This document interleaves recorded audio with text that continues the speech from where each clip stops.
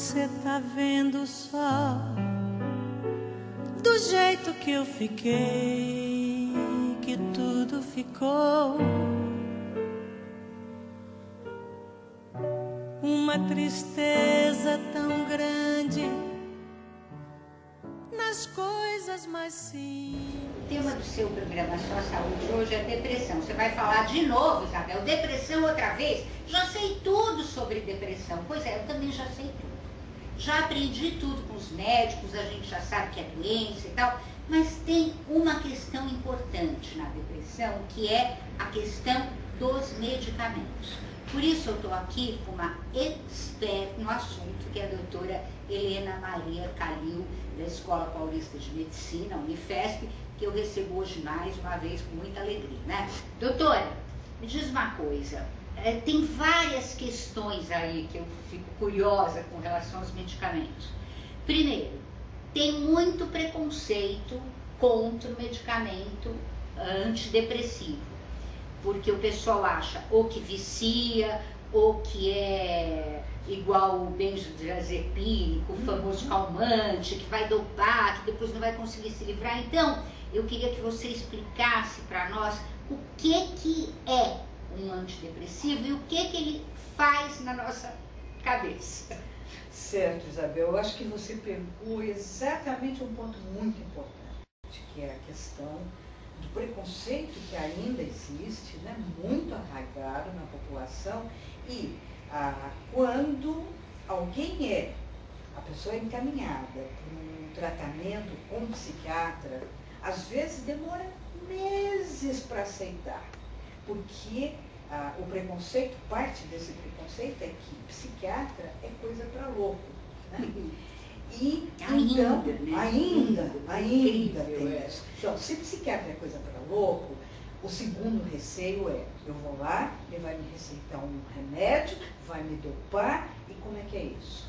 Bom, o antidepressivo é um medicamento, quer dizer, é um termo genérico, porque na verdade existem muitos tipos de antidepressivos. Eles começaram a existir há pouco mais de 50 anos atrás, 60 talvez, o tempo vai passando muito rápido, né? Mas eles são distintos dos demais medicamentos que atuam no sistema nervoso central. Então, genericamente chamados antidepressivos, o efeito principal é tirar a pessoa da depressão. Daí o termo, né, que ficou antidepressivo. O que diferencia? Não é calmante, não é tranquilizante, não deixa a pessoa dopada. O principal efeito e é um efeito que não é imediato, né, que é importante que a pessoa saiba que demora de 2 a 3 semanas para o antidepressivo começar a fazer o efeito, quer dizer, para a pessoa começar a melhorar depois que iniciou o tratamento. Hoje isso talvez não seja um problema muito grande, porque os antidepressivos são mais seguros, quer dizer, eles induzem menos efeitos indesejáveis, efeitos colaterais. Mas mesmo assim, quer dizer, nenhum remédio está isento, né, desses efeitos indesejáveis. Então, é importante explicar que, mesmo que sinta algum desconforto no início do tratamento, é preciso continuar, porque o efeito terapêutico demora um pouco para começar. É como se o organismo precisasse se adaptar ao efeito daquele medicamento no organismo, né? E algumas alterações vão acontecendo para que o efeito terapêutico, né, o efeito antidepressivo apareça. Bom, o segundo ponto, acho muito importante, até difícil de falar o que é mais ou menos importante, mas é o fato de que, por não ser tranquilizante, por não ser calmante, é totalmente diferente do ansiolítico, daqueles remédios para dormir, né, como o Valium, que todo mundo falava no Valium décadas atrás. E por que a gente faz essa diferenciação? 2 motivos. O principal é, antidepressivo não induz dependência, em outras palavras, não viciam. Né?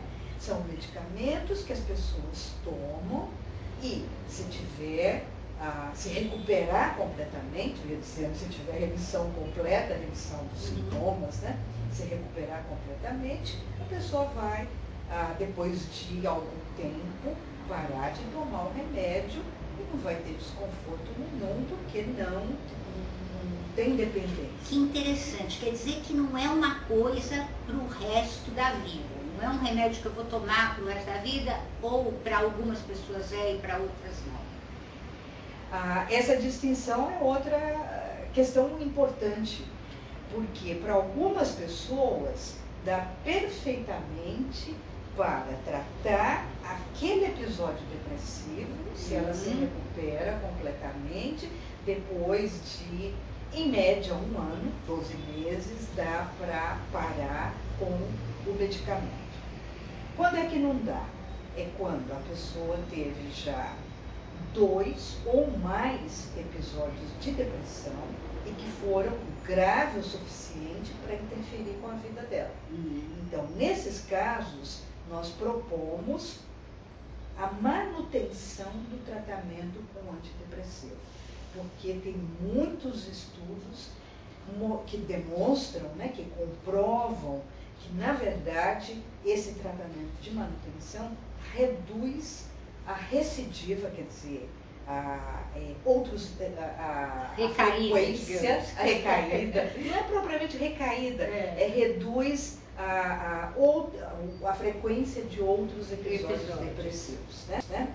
Bom, mas deixa eu voltar um pouquinho. Estava dizendo que é muito importante que não dá dependência, né? E a outra questão é que eles também não são sedativos, via de regra. Né?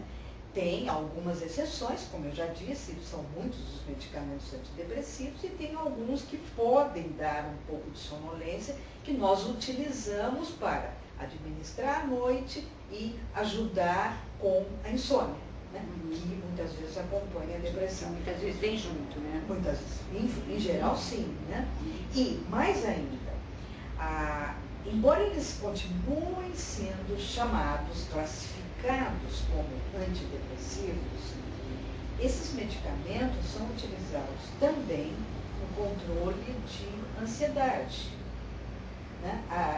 Porque o uso dos ansiolíticos diminuiu muito porque eles induzem dependência, eles viciam, isto é, fica muito difícil depois interromper o tratamento. Então, o antidepressivo, indicação principal, tratamento da depressão.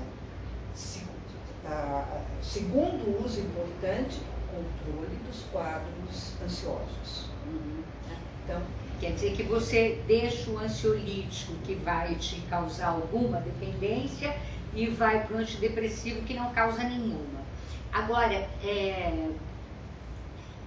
além disso, tem uma outra coisa que me deixa preocupada. Porque eu vejo, por exemplo, muita gente tem um problema. Perdeu o emprego, brigou com o namorado, o casamento acabou, alguma coisa mais séria, morreu um parente querido, a mãe, o pai e tal, teve um acidente, perdeu o filho. Quer dizer, a gente está sujeito a vários episódios que vão gerar tristeza, depressão, revolta, enfim, né? E aí, a gente vai num médico qualquer e ele receita antidepressivo. Será que é o caso de ficar medicalizando a tristeza? Mas a doutora Helena vai responder, depois da pergunta. João Gilberto Noll. Parece que todos os João Gilberto do Brasil são gênios, vou te falar, olha. Esse aqui nasceu em Porto Alegre em 1946, ele tem só 5 prêmios Jabuti. E ele já escreveu e publicou, né? Escreveu não sei quantos, mas publicou 19 livros, né? E ele é maravilhoso. E aqui ele conta a história do Pedro Armada, que é um sujeito que anda por vários locais esquisitos na cidade, e ao mesmo tempo a narrativa é assim, contínua, mas também é fragmentada no tempo e no espaço. Aí você percebe, é muito claro, né? Você não fica perdido no livro por causa disso. Mas é muito legal esse negócio de dar pulos no tempo e no espaço. João Gilberto Noll é imperdível, simplesmente genial. O livro é da editora Record, né? E badaladíssimo, tem 128 páginas, formato 14x21, custa R$32, imperdível. João Gilberto Noll Armada. Olha, sobre o grande escritor José Lins do Rego, é claro que eu não preciso falar nada, preciso? Não, né? E aqui você tem 111 crônicas escolhidas de Flamengo é Puro Amor. O que é isso aqui? Ele foi o primeiro escritor brasileiro a escrever sobre futebol, assim, sistematicamente. Não foi o Nelson Rodrigues, não. Ele foi 5 anos antes do Nelson Rodrigues. E aqui tem 111 crônicas escolhidas, que vão aí na década de 40, 50, um pouquinho de 50, vai indo, né? É muito legal mesmo, né? Incrível. E você que gosta de futebol ou não, mesmo que não goste, como eu, que não ligo muito para futebol, eu amei. José Lins do Rego, Flamengo é Puro Amor, da José Olímpio Editora. Tem 240 páginas, o formato é 14x21 também, e o preço sugerido é R$25. Isso aqui é o sonho dourado da minha vida, História do mundo sem as partes chatas. Os acontecimentos mais importantes desde o Big Bang até os nossos dias, contados de uma forma leve, irônica e divertida, da editora Cultrix. O autor é o David Heer. Ele é formado em História pela Universidade de Cambridge e ele se especializou também em Linguística e é escritor e professor agora numa universidade de Tóquio. Olha, a Rainha Elizabeth antes e depois do Photoshop.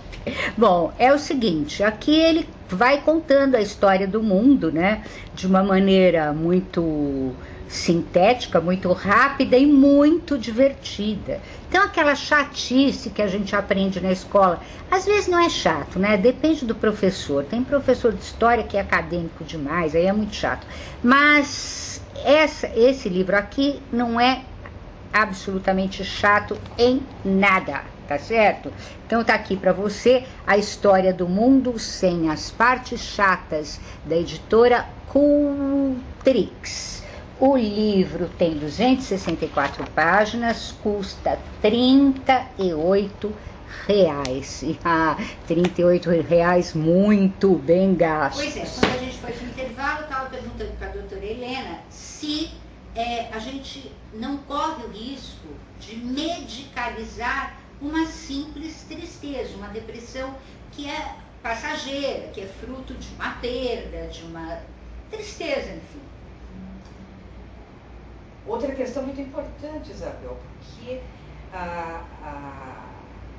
quando a pessoa chega se queixando, né, de tristeza, quer dizer, de depressão, ela não chega falando assim, eu tenho isso, que são todos os sintomas elencados como característicos de depressão.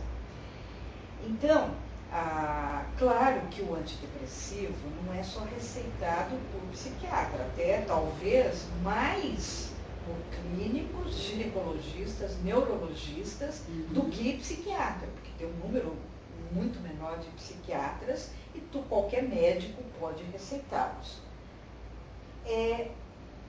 Isso é perfeitamente legal, vamos dizer, né? Quer dizer, aceitável, mas o psiquiatra é que que tem a formação, a base para poder avaliar bem se aquela sintomatologia, né, caracteriza de fato uma depressão ou se são sintomas reativos a eventos de vida, né, como morte de alguém muito próximo, muito querido, que, embora tenha sintomas de depressão, é limitado no tempo.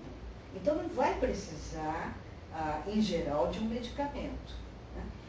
Isso precisa ser muito bem avaliado e, como eu disse, o psiquiatra que tem o armamentário, né, para fazer essa distinção. Muitas vezes o psicólogo também sabe fazer isso. Né? O psicólogo com uma boa formação, ele começa a atender e, quando ele percebe que não é só porque teve uma perda importante ou qualquer outro problema, né, na vida que puxou a pessoa para baixo, ele acaba dizendo, olha, eu acho melhor o senhor ou a senhora procurar um psiquiatra, né, porque o medicamento pode te ajudar. Não que psicoterapia não ajude, também ajuda, mas demora mais tempo do que o medicamento. Né? Então, é perfeitamente defensável iniciar o tratamento com o medicamento, que tem um efeito mais rápido do que psicoterapia, né, como foi o exemplo que eu usei. Isso eu acho que é importante quando a gente lembra que muitos, né, relutam em procurar um psiquiatra, né, e às vezes demora meses sofrendo, achando, como eu tinha dito, que é coisa de louco. Né? Bom, então, depressão é uma doença que, embora aparentemente a pessoa não tenha nada, ela é a causa de absenteísmo no trabalho, de incapacidades as mais variadas, né, laborativas, não consegue trabalhar, não consegue ir para a escola, porque está se sentindo muito mal, muito desanimado, não tem energia, não tem pique, não tem vontade, né? Tudo aquilo que caracteriza a depressão. Agora tem mais uma coisa. Existem alguns antidepressivos, e você vai ter que me corrigir se eu estiver errada, que tem por efeito colateral, né? Não se usa mais falar efeito colateral, não sei. Adverso. Adverso. Tá. Indesejável. Como um efeito indesejável, a diminuição da libido. Bom, aí eu penso assim, o sujeito está com depressão, está triste, chateado e tal. Aí ele vai no psiquiatra, toma antidepressivo, melhora, mas perde a libido. Bom, vai ficar deprimido de novo, não vai? Como é que é isso? Sim, infelizmente isso acontece. Né? Quer dizer, tem alguns antidepressivos que diminuem a libido, interferem com a função sexual. Não é só a redução de libido, não, interfere com a capacidade de ereção, de ejaculação do homem, né?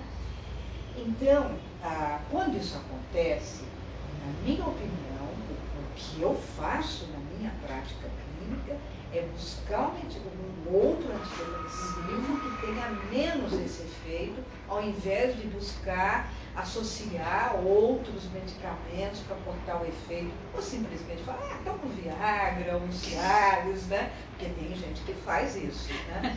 Então, assiste televisão, altas horas da noite. Agora, também é importante deixar claro que a redução da libido induzida por antidepressivo não acontece só no homem, acontece em mulheres. Na mulher também, né?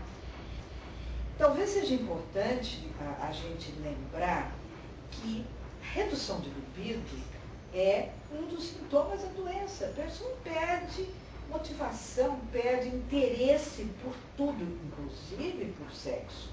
Né? Então, perde libido. A perda de libido é um dos sintomas da depressão. E depois que a pessoa melhora, depois de um tempo que já está bem, é que pode eventualmente se queixar. Olha, eu fiquei bem, mas a minha libido Não melhorou. Continua muito ruim. Aí é o momento, como eu tinha dito, de buscar, né, se for o caso de manter o tratamento por mais um tempo, um medicamento que interfira menos com a função sexual. Isso varia de indivíduo para indivíduo? Varia muito de indivíduo para indivíduo.